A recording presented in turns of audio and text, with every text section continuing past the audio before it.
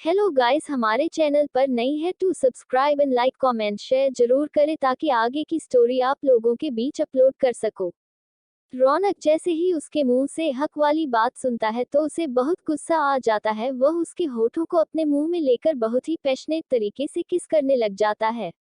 उसे बहुत गुस्सा आ रहा था, रानी उसकी थी तो फिर वह किसी और के साथ इतना हंस हंस कर कैसे बातें कर सकती थी, खास तौर पर उसके लिए पराठे बनाना और उसे वह जाने के लिए बोल रही थी। यह कहाँ का इंसाफ हुआ। अपनी जेलसी के चक्कर में रौनक उसको बहुत ही हार्ड तरीके से किस कर रहा था। वह उसके मुंह में अपनी टंग को ले जाना चाहता था लेकिन रानी ने अपने होठों को कसकर बंद किया हुआ था, जिसके कारण रौनक को और गुस्सा आ जाता है।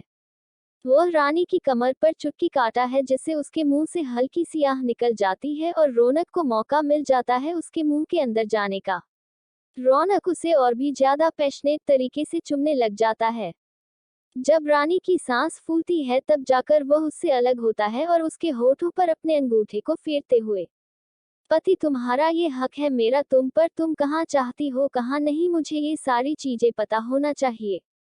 रानी अपनी सांसों को संभालते हुए उसे खुद से दूर थका देती है और रौनक को अपनी सुनी मागोर गले को दिखाते हुए, दिख रहा है यहाँ पर कुछ नहीं ना। ना तो आपके नाम का मेरे गले में मंगलसूत्र है और ना ही सिंदूर। मैं आपको रात को ही आजाद कर कर आ गई थी, शायद आप भूल चुके हैं। तुम्हारे सिर्फ बोलने से यह रिश्ता नहीं टूट जाएगा। तुम्हें क्या लगता है तुम मंगलसूत्र नहीं पहनूंगी, मांग में सिंदूर नहीं डालोगे तो क्या तुम्हें मुझसे छुटकारा मिल जाएगा? तुम जो मैसेज रानी सोनक मेहरा हो वह पहचान हट जाएगी। उद्धरण चिन्ह। रानी उसे ध्यान से देखते हैं और फिर एक कड़वी भी हंसी हंसते हुए अंडरस्को, यह अपनी सही कहा, इतनी जल्दी तो मेरा आपसे पीछे नहीं छूटेगा, या फिर बोलूं आपका मुझसे पीछा नहीं छूटेगा, इसलिए मैं डाइवोर्स फाइल करने जा रही हूं, हमारा तलाक ऑफिशियल होगा। ये बोलकर वहां से फोन उठाकर चले जाती है। वही रौनक एकदम फिर से सुन्न खड़ा रह जाता है। उसके कानों में ऑफिशियल डिवोर्स ही चल रहा था। क्या रानी सच है उसको तलाक दे दी थी और फिर वह किसी और के साथ चली जाएगी, किसी और का ध्यान रखेगी, किसी और के साथ हंसेगी, उसके कंधे पर सिर रखकर सोई थी?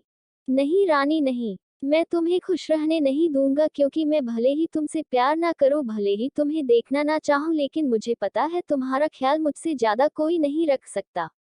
जैसे मैं तुम्हारी नॉनसेंस बातों को सुनता हूँ, तुम्हारे वह बच्चों वाली हरकतों को देखता हूँ, जैसे कोई और तुम्हारी उन सभी बच्चों वाली हरकतों को नहीं चलेगा, इसलिए मैं तुम्हें तलाक हरगिज नहीं दूंगा। रौनक शायद अपने दिल को ही से बातें समझाकर वहां से चला जाता है। वहीं कॉलेज में सासा जब पाखी को आते हुए देखते हैं तो वह कूद कर कर उसके पास आती है और उसको ऊपर से नीचे तक देखते हुए अंडरस्को, छोटी बच्ची जो मूवी मैंने बोली थी वह देखी क्या तुमने? पाखी मुंह बनाते हुए अंडरस्को, सासा मेरे रास्ते से हट जाओ और मुझे तुमसे बात नहीं करनी। अरे भाई क्यों, ऐसा क्यों? क्या हो गया जो हमारी बेबी पाखी को हमसे बात नहीं करनी? पाखी पाउट करते हुए अंडरस्को, क्योंकि तुम गंदी हो, तुमने बेबी पाखी का मजाक उड़ाया, जो फिल्म तुमने मुझे देखने को दी थी ना वह बड़े लोग भी नहीं देखते। तुम्हें ऐसे किसने बोला? जरूर तुम्हारी मम्मा ने है, मुमाज गर्ल। पाखी प्राउड के साथ अंडरस्को, नहीं मुझे ये हब्बी ने बोला था और उन्होंने बोला है कि अगर सासा तमाशा मुझे परेशान करे तो मैं तुमको उनका नाम बता देना, कि अगर उन्होंने फिर से मुझे ऐसी डिया देने की हिम्मत की ना तो वह तुम्हें मार मार कर सीधा कर देंगे। सासा घमंड के साथ अंडरस्को, आखिर है कौन तुम्हारा पति? कोई तोप है क्या? और वेट ए मिनट, क्या कहा तुमने? पति तुम्हारा कब, कहाँ, कैसे और क्यों? पाखी सास को कोई जवाब देती उससे पहले ही पीछे से रणविजय आ जाता है और उसकी कमर को अपने हाथों की मजबूत पकड़ में थाम कर सासा को देखते हुए, क्यों मिस सासा, आपको ऐसा क्यों लगता है कि पाखी की शादी नहीं हो सकती जस्ट बिकॉज कि वह अभी कॉलेज स्टूडेंट है? और मिलिए मुझसे, मैं हूँ, खैर नाम बताने की जरूरत तो नहीं है।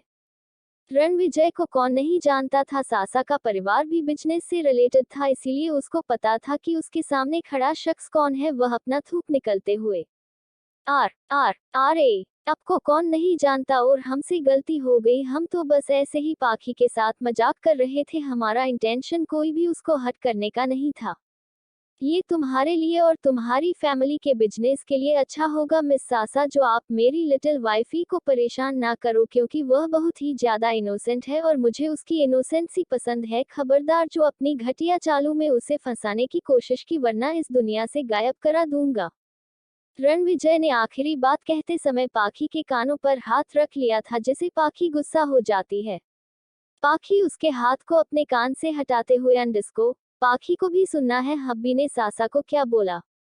वही पहली बार पाखी के मुंह से खुद के लिए की बजाय हब्बी सुनकर रणविजय के कान पर गाल लाल हो जाते हैं। वह जल्दी से खुद को नॉर्मल करता है और पाखी का चेहरा अपनी तरफ करते हुए, बच्चे वह बैड वर्ड थी जो सिर्फ बैड लोगों को ही बोले जाते हैं। आप तो बहुत इनोसेंट और प्यारी हो ना, तो अब वो कैसे सुन सकते हो? वो तो बस बैड पीपल ही सुन सकते हैं। उद्धरण चिन्ह। पाखी खुश हो जाती है और रणविजय की गाल पर किस करते हुए अंडस्को, हब्बी बहुत अच्छे है। वो पाखी का बहुत केयर करते हैं। पाखी लटकाए है।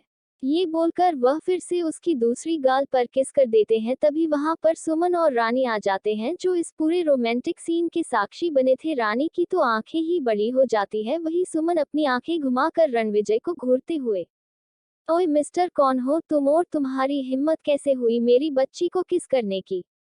हटो इससे, इसका पति पता है कौन है, 1 मिनट में गायब करवा देगा। उद्धरण चिन्ह।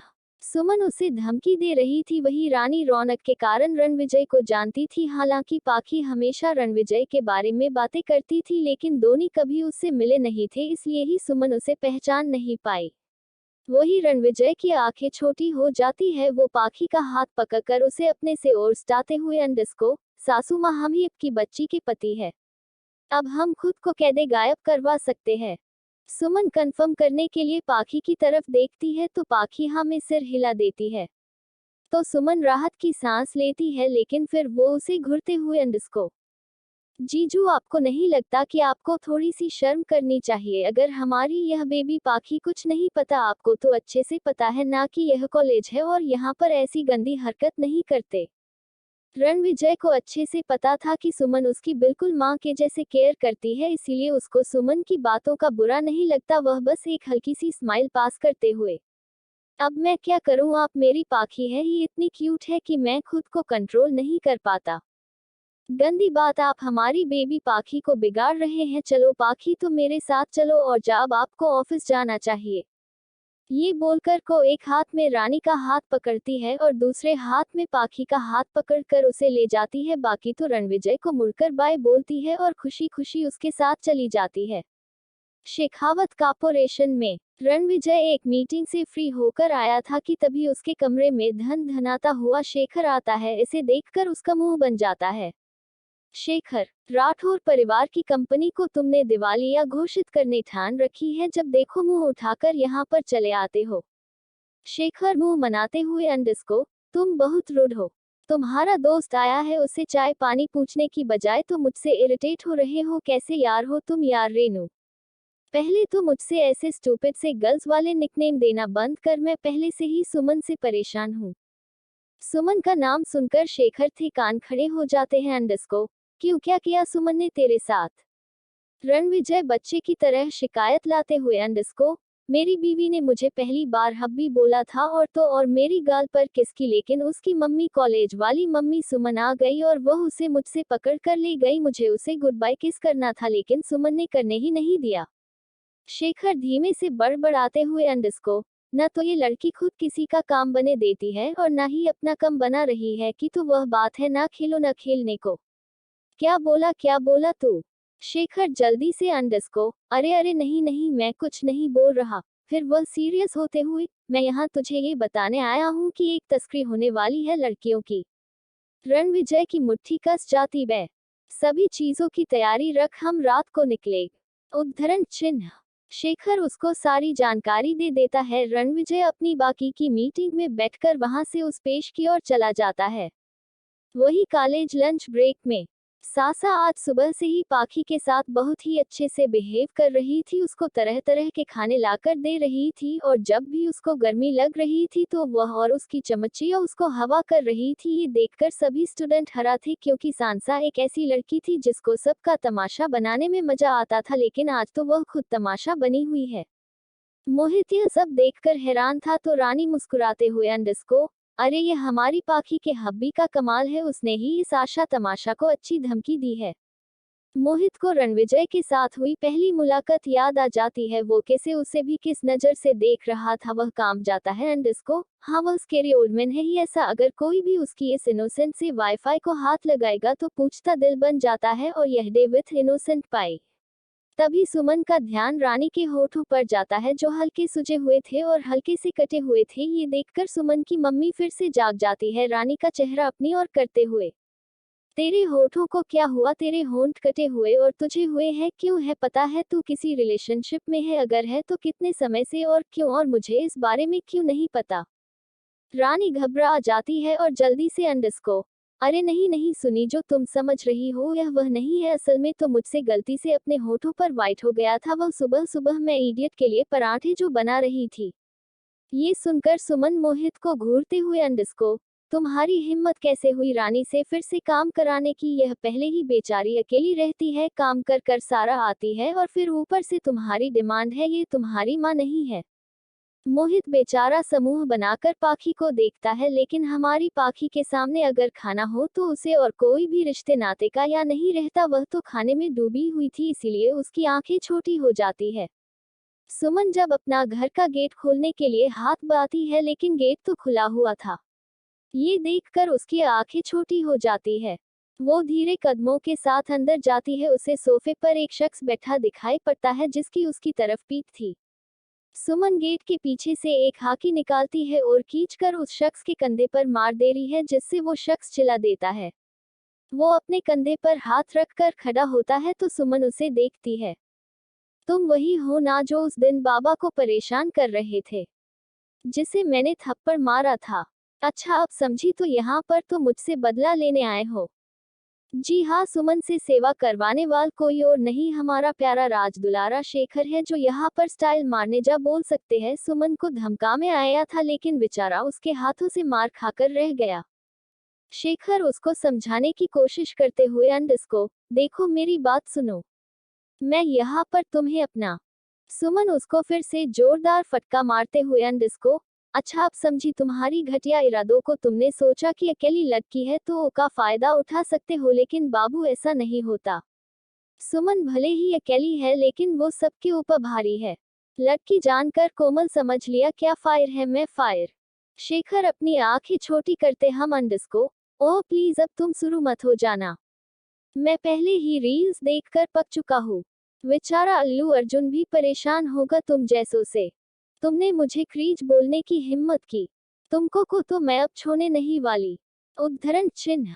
ये बोलकर वो उसे खींचकर एक और फटका मारती है। बेचारा शेखर का तो अच्छा पोपट बना था।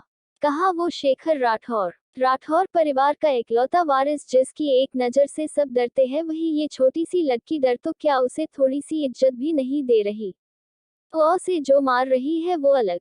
जब सुमन इससे पहले उसको एक और फटका मरती, शेखर उसका हाथ पकड़ लेता है और उसकी हाकी को पकड़कर खींच लेता है, जिससे वो बिल्कुल उसके करीब आ जाती है। कुछ देर के लिए शेखर उसकी अक्के में खोसा जाता है, लेकिन सिमन नहीं, वो उसको फिर से फटका मरते हुए, तुम्हारी इतनी हिम्मत कि मेरे साथ बदतमीजी करो।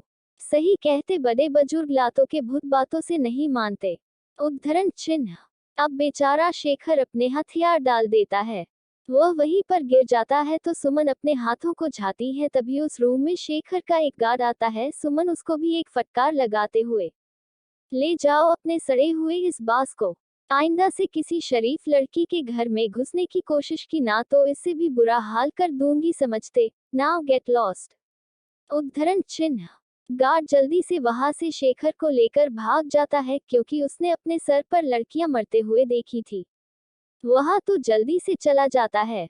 शेखावत विला में पाखी इधर से उधर चक्कर काट रही थी क्योंकि उसके प्यारे हब्बी जो घर पर नहीं आई थी और उसको चॉकलेट नहीं मिली थी। हालांकि उसको चॉकलेट और लोग भी दे देते थे, लेकिन उसे अक्सर रणविजय के हाथ से ही ली हुई चॉकलेट पसंद थी, इसलिए वह इधर से उधर चक्कर लगा रही थी। ओल्ड मैन कहाँ पर रह गए, अभी तक नहीं आए। मुझे समझ नहीं आता है यह बाहर करते क्या है। ऐसे ही आधे घंटे तक चक्कर लगाने के बाद पाखी का मुंह बन जाता है। वह गुस्से में मुंह फुलाकर बेड पर बैठते हुए अंडस को, अब आने दो, मैं भी उनसे बात नहीं करूंगी, वह मुझे परेशान करते हैं ना, अब देखते हैं मैं उनका क्या हाल करती हूँ, जाऊंगा, मुझे किसी से बात ही नहीं करनी। वहीं दूसरी तरफ एक अंधेरे कमरे में रणविजय अपने वेश में बैठा हुआ था। उसके हाथ में नुकीली रिंग पहनी हुई थी जिससे उसे सामने बैठे आदमी का जबड़ा ही खोल रखा था, उसके चेहरे का नक्शा ही बिगाड़ दिया था। तुम चाहे मुझे कितना भी टॉर्चर कर लो, लेकिन मैं तुम्हें अपने बॉस का नाम नहीं बताऊंगा, पहले ही मेरी जान चली जाए। उद्धरण चिन्ह। रणविजय अपनी कृपी आवाज में अंडस को, उफ, यह वफादारी है आपने बास की। अफसोस ये तुम्हें जिंदा नहीं रहने देगी, तुम्हें अपने बॉस का पापों का प्रायश्चित करना ही होगा। ये बोलकर रणविजय उसको एक बार फिर से उसके सीने में नुकीली क्लियरिंग मारता है जिससे उस आदमी के मुंह से ब्लड निकल आता है। रणविजय अपने आदमियों को देखते हुए अंडस को, इसको तब तक टॉर्चर करो जब तक ही अपनी वफादारी के गान भूल ना जाए। ये बोलकर सुबह से एक प्राइवेट हॉस्पिटल में चला जाता है। यहाँ पर एक लड़की एडमिट थी। उस लड़की की हालत बहुत खराब थी। रणविजय उसके पास जागा है और उसके सिर को सहलाता है। रणविजय की आंखें नम थी। सोचा नहीं था अपनी गुड़िया से इस तरह से मिलना होगा। जो हमेशा हमारे कानों को खलकती हुए हंसी सुनाई देती थी, वही आज अब ऐसे बेजान से पड़े हो बेड पर। उद्धरण चिन्ह। पीछे से मानव आता है और उसके कंधे लर हाथ रखते हुए अंडस को, रेनू फिक्र तकर, हमारी गुड़िया को कुछ नहीं होगा, बस इसको थोड़ी सी चोट हेनुआ सदमा ज्यादा लगा है। रणविजय अपने आंसू साफ करता है। वही गेट के बाहर किसी की आंखें अभी भी लाल थी, शायद ज्यादा रोने की वजह से। वो अंधेरे में कहीं गुम हो जाता है। वो शख्स एक बड़े से घर में आ जाता है। यहाँ पर सिर्फ उस बेड पर लेटी लड़की की तस्वीरें थी। वो उन पर अपना हाथ फेरते हुए, हमने तो अभी आपसे हमारे एहसास साझे भी नहीं किए और अब पहले ही हमसे मुंह मोड़ने की तैयारी में। नहीं, हम ऐसा नहीं होने देंगे कुसुम। भले ही हमें भगवान से लड़ना पड़े आपके लिए, हम लड़ेंगे, लेकिन आपको अपने आप से अलग होने नहीं देंगे। उद्धरण चिन्ह। चैनल पर नए हैं तो subscribe and like comment share जरूर करें।